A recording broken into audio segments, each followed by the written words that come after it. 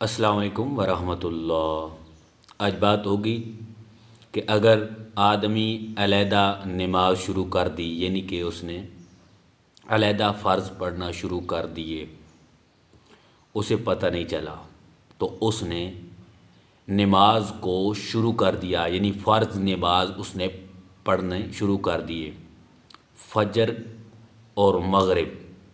دیکھیں، یہ جو فرض اس نے اگر شروع کیے ان میں اور مسئلہ ہے، اور دوسرے فرض اگر شروع کیے ان میں اور مسئلہ ہے۔ پہلی بات یہ ہے کہ اگر فجر کے اس نے فرض شروع کر دیے اور مغرب کے یعنی کہ اس نے شروع کر دیے، جماعت کھڑی ہو گئی، اسے پتہ نہیں چلا، یا کسی اور وجہ سے اس نے فرض شروع کر دیے، تو اب وہ جماعت میں ملنا چاہتا ہے تو کس طرح ملے؟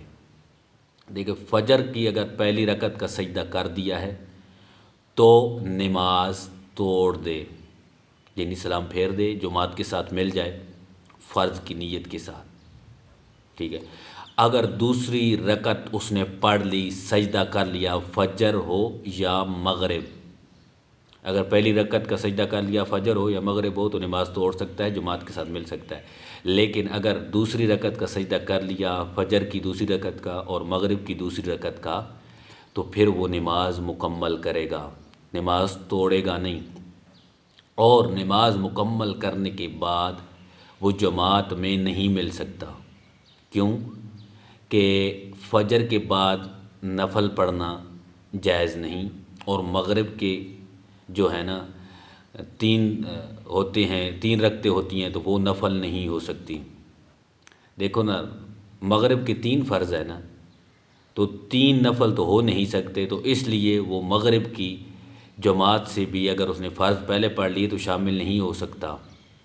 دیکھیں، اس کے فرض ہو چکے ہیں، وہ اس نیت سے ملے کہ میں فرض ادا کر رہا ہوں، دوبارہ نہیں، فرض ایک ہی دفعہ ادا ہوتا ہے، اس نے کر لیا ہے۔ جماعت میں آدمی تب ہی شامل ہو سکتا ہے کہ نفلوں کی نیت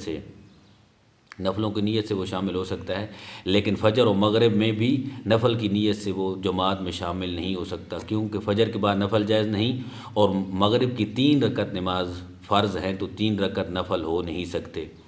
اس لیے جب آدمی فرض پڑھ رہا ہو تو نماز توڑ دے۔ اگر نماز اس نے مکمل کر لی ہے تو پھر وہ اگر جماعت کے ساتھ ملے گا بھی تو اس کا فرض جو پہلے اس نے ادا کیا ہے وہ ہو جائے گا، بعد میں نہیں ہوگا، کیونکہ ایک ہی دفعہ فرض ادا کرنا اس پر فرض تھا، اس نے ادا کر دیا ہے۔ دعائے کہ اللہ کریم عمل کی توفیق عطا فرمائے۔